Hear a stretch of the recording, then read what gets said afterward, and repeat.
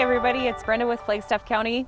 Today we're going to do some pruning basics, just an idea of some basic pruning tips and tricks for all the homeowners. So we're going to start with your pruning tools. So our first pruning tool is the hand pruners.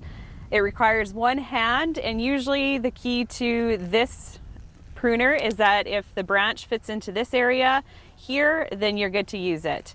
If not, we'll head up to the loppers, and the loppers are these, and the same thing with that. If the branch is too big for the area to fit in to the loppers, then we will move into a saw, and I have two different hand saws, and we have this hand saw, which it has the folding blade into itself, and this is where you're gonna cut the larger branches. And then we have the extended saw as well that you can use for those high reach areas, and you just extend it to the length that you want it. So, and then it locks. So the best time to prune is after any of the trees have finished flowering. If the plant needs to be rejuvenated or severely reduced, this can be done in late winter or early spring before growth begins. Elm trees need to be pruned from October 1st to March 31st when the elm bark beetles are inactive. Prune oaks in the winter months like December, January, and February. And most deciduous trees should be cut back between February and April before their leaves begin to regrow. Some people do try to avoid cutting them during late winter and early spring because they tend to bleed heavily during this time. The best time to prune is between February and April though. The large amount of sap in the tree at this time helps the tree to heal quickly. The tree's energy reserves do drop as the leaves begin to appear and again as they fall. So making late spring through fall a bad time to prune deciduous trees. The best time to prune evergreens is in their dormant period. So it's best if you're just wanting to remove the lower branches or the unwanted branches. For spruce and fir trees, this is also a good time for major tree trimming to limit annual growth.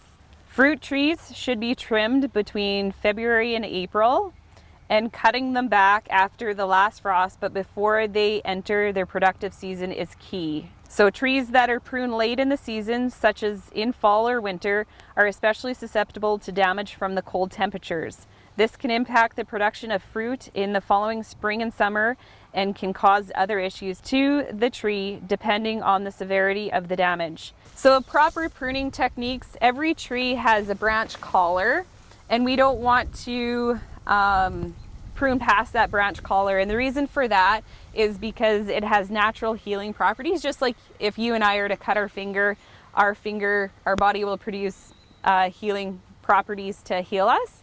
The tree is the same way, it'll enclose properly. So when you're looking at doing a pruning of a tree, so this is the branch collar here. You can see how it's ribbed up a little bit, and you can see how it comes around the tree like that. So when we're pruning, we're gonna prune just before that. If we prune into it, the tree branch won't be able to heal properly. And then that's when diseases and insects will enter the tree because it's hasn't healed over properly. The next thing that you wanna look at when you're pruning is the 4 Ds. The dead branches, the diseased branches, the damaged branches, as well as the rubbing branches. So you're gonna take those 4 Ds first, and if you haven't taken more than a third of your tree pruning, then you will continue and do the outlook of the tree and prune for aesthetic reasons. The biggest reason that you want to deal with your dead branches is because your dead branches are what will open the tree up and make it susceptible to disease as well as insects, which will hinder the tree later on. Your diseased branches, once you do your diseased branches, if it is a diseased branch, you want to dip your pruners or your pruning tools into a solution of 1 part bleach to 9 parts water, just so then you're not carrying the disease to the rest of the tree. The damaged branches, which will also encourage insect invasion as well as disease to get into your tree, so it'll weaken the tree that way. And then the rubbing of the branches is so then you don't produce or help encourage the damaged branches. Part 3 of pruning is the good, the bad, and the ugly. So water sprouts are vigorous upright shoots that form on the trunks or on the side of the branches. This is because of pruning or removal of large branches, which stimulates the dormant buds into growth. Water sprouts should be removed promptly.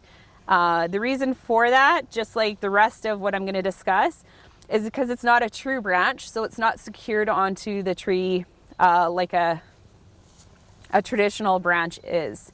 The other thing that you want to look at is suckers on your tree. So suckers are vigorous shoots that develop near or from below the ground. So they're usually at the base of your tree. In general, there are 2 reasons a tree might start growing suckers. It's because it's under stress or because a graft has failed. Suckers are a tree's attempt to grow more branches, often in response to injury. The next thing that we want to talk about is top trees. We don't want to top trees. When a tree is topped and many major branches are removed, the tree literally can starve to death. What happens is you have the foliage in the top of your tree, and as soon as you go in and cut all the branches off, you're telling the tree to send out new shoots because the roots are starving. So the new shoots are not a true branch, and what happens is in a windstorm or a heavy wet snowstorm, those branches will fall off and become an issue, and then it'll just become a vicious cycle of the tree sending new shoots to keep it the root system alive. So the other thing that we want to talk about is applying a seal over pruning cuts or even broken branches. So it's no longer necessary, and allowing a wound to breathe is the best way for it to heal faster. So if you've practiced proper pruning techniques by cutting it on the collar and creating the right type of cut, the tree will heal itself.